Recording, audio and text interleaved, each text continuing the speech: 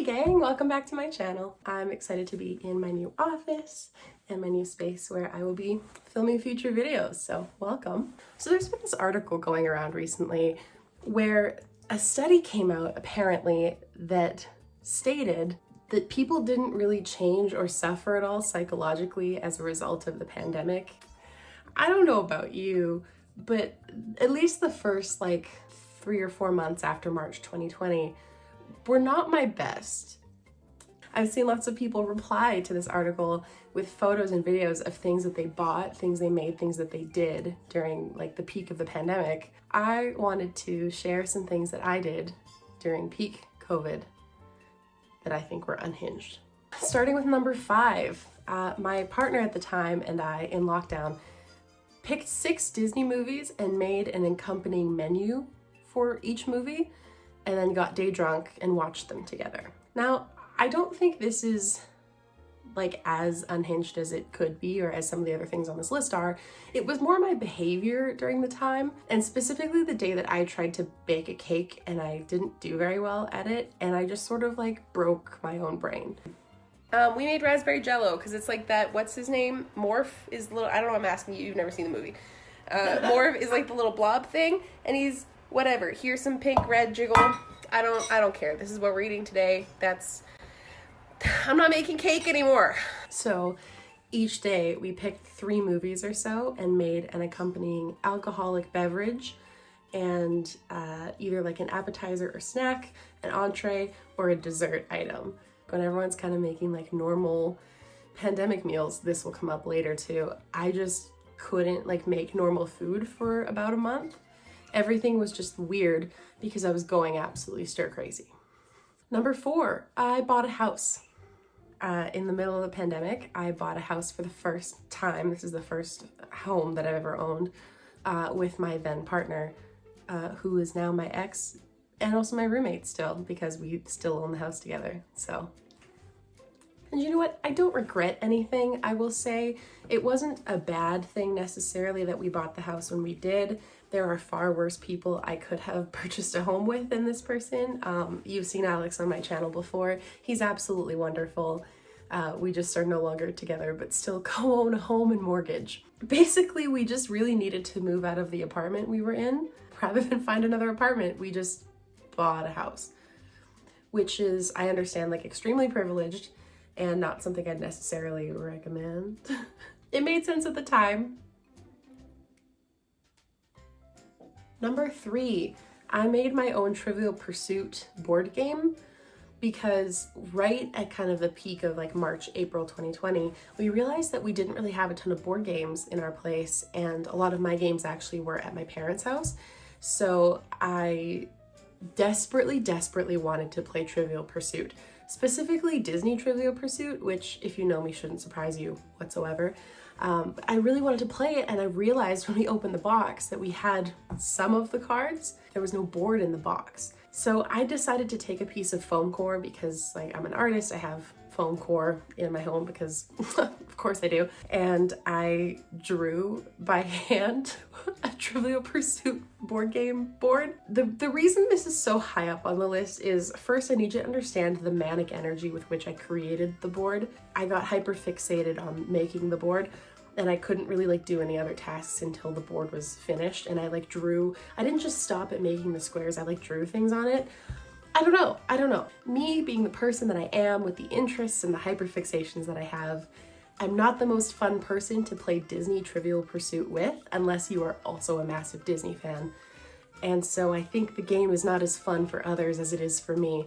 So Alex played for a little while with me, which is very kind. And I have to admit to you that there were some days that I played Trivial Pursuit against myself, by myself. Totally normal though, right? Number 2, I watched all of Grey's Anatomy start to finish. Do you know how long Grey's Anatomy is? At the time, I believe there were 17 seasons.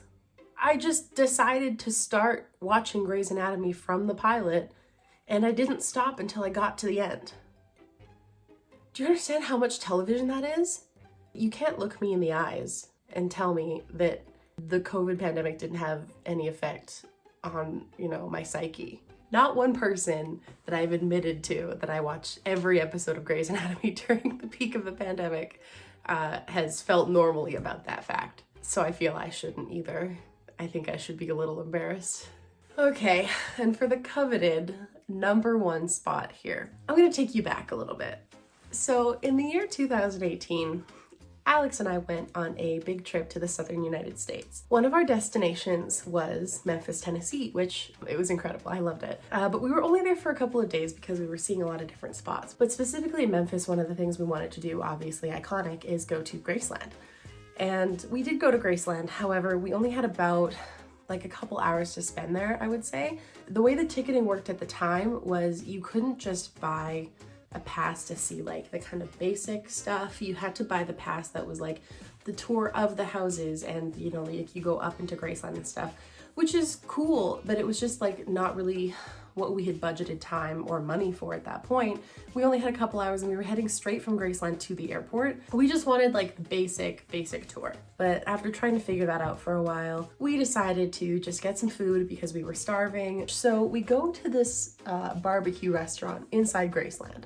And here's where I normally lose people. We're both vegetarian at the time. I still am. One of the only entree options that we could have was something called BBQ Spaghetti. I want you to just take a second and like visualize what you think that is, because again, every time I tell this story, I try to kind of just squeeze on past, like I didn't say barbecue spaghetti or like that's a normal food to say. And no one ever lets it go because obviously that's an insane dish. And it was fucking delicious. I looked it up on the Graceland website to see if it's still there. The website still does mention it. However, if you look at the menu for that restaurant, it is no longer on the menu.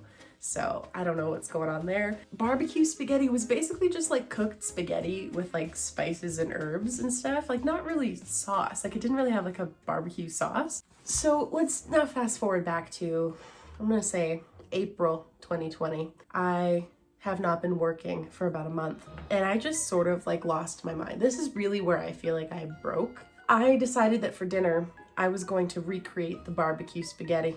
And I was like really so sure that I could do it and that this was also a thing that should be done. We did not have spaghetti though, so I used like konjac noodles. If you're not familiar, they're made of plant material. And when cooked, they sort of take on a bit of a congealed, like a gooey texture. I don't know if it's just like the starch or whatever is in these noodles, but it makes like a very goopy like glue in the noodles. Wouldn't recommend, or I guess, I don't know if you know better about konjac noodles than I do. Please let me know in the comments because whatever the hell I did to them was an affront to God. I basically like tried to recreate the spice mix, like what spices I would use for like a barbecue dry rub, and mixed a little bit of barbecue sauce. Also at the time, Alex and I became obsessed with the idea of making our own barbecue sauce. So we had a bunch of different flavors of barbecue sauce that we had made from scratch for no reason that I could tell you. So I mixed some of those in there as well. And basically what resulted was like brown glue with very soft ramen noodles. It was terrible. It was the worst thing I've ever made. To this day, Alex maintains that it, quote, wasn't that bad. All I can say about that is he is kind and trying to preserve my feelings. It is the worst thing anyone's ever made. But I was so sure up until the point that I was eating it, and even a little bit while eating it, I was convincing myself that this was still okay. So yes, it's tough to say that the pandemic didn't have some sort of psychological impact on us. I think we can all agree that we did not come out of it normal. At least for me, my experiences within were not hinged. They were very much I would love to hear from you if you have any similar thoughts, experiences, weird impulse purchases that you made. I would love to hear about them. Please let me know down below what your most unhinged COVID experience was. Let's just all agree that that article is completely wrong. I'd love to know what you want to see from me. If you want more kind of like story time videos, if you want more kind of creative crafty stuff, more cooking videos, makeup videos, let me know what you'd like to see. And if you want to stay up to date with what is upcoming, you can subscribe down below. You can also follow me on Instagram. I post pretty frequently. And thanks so much for watching, and I will see you next time.